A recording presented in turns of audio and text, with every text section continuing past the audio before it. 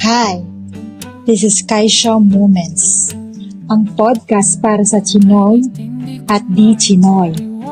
Kamusta ka? Hi, Pangyos! Kamusta?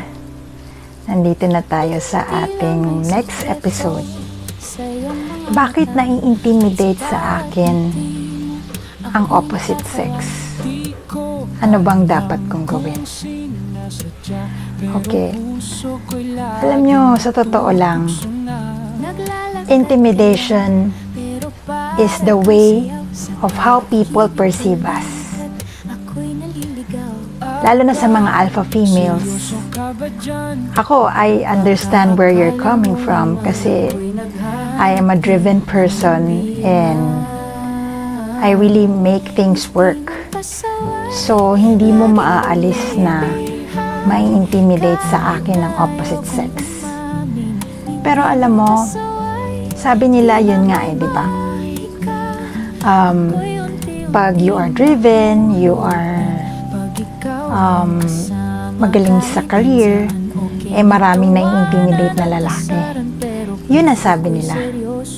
But I always believe it's not how it is. The right person will not be intimidated if you are the right person for him. Always remember that. Kasi sa totoo lang, perception lang yan ng lalaki na nai-intimidate ako sa'yo. Honestly, kasi sa dating kasi, it's different with career and dating. Siyempre, if we are dating, kailangan ang feminine side natin, dapat nakalabas. So, we become feminine, we become sweet, we become like a female, kumbaga, the feminine side. Hindi natin palalabasin ang ating masculine side. Kasi we are the woman diba? Kumbaga, women, diba? Kumbaga, tayo yung babae sa relationship.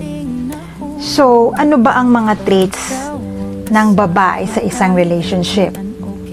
Number 1, syempre, ang itsura natin, we have to look feminine, we have to look pleasant sa paningin ng lalaki na gusto natin, diba? Importante kasi yun. Kasi yun ang magpapa-attract sa lalaki sa atin, yung pagiging feminine.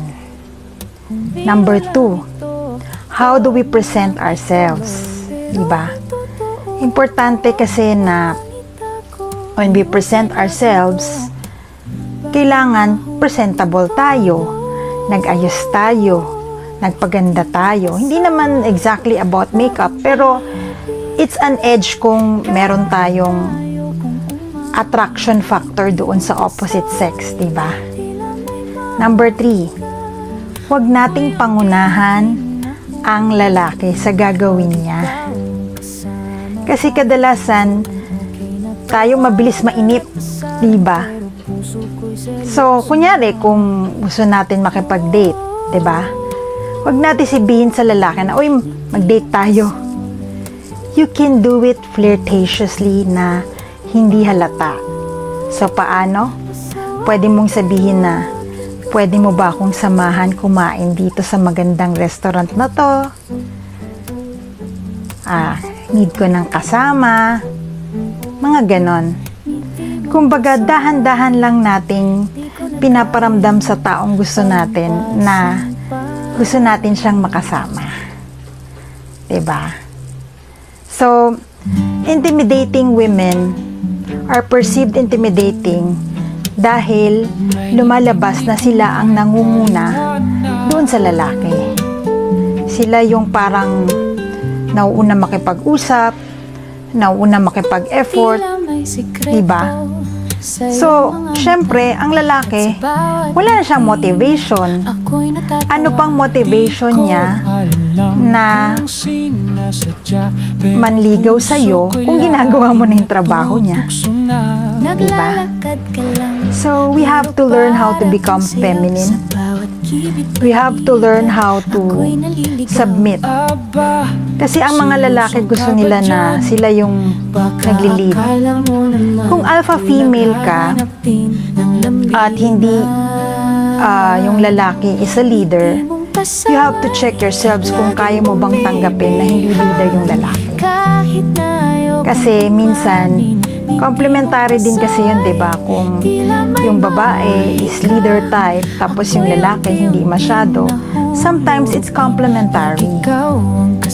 So, kung nai-intimidate sa'yo ang mga guys, I think one of the things that you should do is be feminine. Try not to lead so much. Diba? Kasi nafe-feel ng lalaki yung masculine side ng babae kung sobrang lakas ng dating niya. Importante kasi ang goal natin, mamotivate ang lalaki na manligaw sa atin, di ba?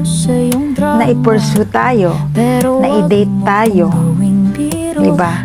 Na mag-effort sa atin. Kasi kung hindi naman tayo mag-e-effort, kung hindi naman tayo magiging feminine, I think the guys will think that nakakatakot tayo or amasona tayo or parang ayoko dito kasi mas malakas pang dating niya sa akin, mas magaling pa siyang maghanap buhay sa akin. It's not really about it. Technically, it's not really about the money. It's about your energy. Diba? Kasi alam mo, ako, I've been in that situation.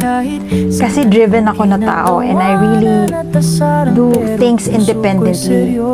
Pero alam mo, sabi nga nila, when it comes to dating, you have to learn your feminine side as a woman. Siyempre, sa lalaki, as a man, you also have to learn your masculine side also. Diba? So, ano ba ang mga feminine side ng babae? Well, magpa-cute, magpa-sweet, magpaganda sa harap ng taong mahal niya. Kasi importante yon, kasi men are visual. So, sa mga lalaki, ano ba ang masculine side nila? To provide, to initiate, to do the manly job, that mag-effort sila sa babae. Magbigay ng bulaklak, sunduin ng babae sa workplace niya. Diba? Importante kasi yun eh. Importante na may motivation ang lalaki na mag-effort sa babae.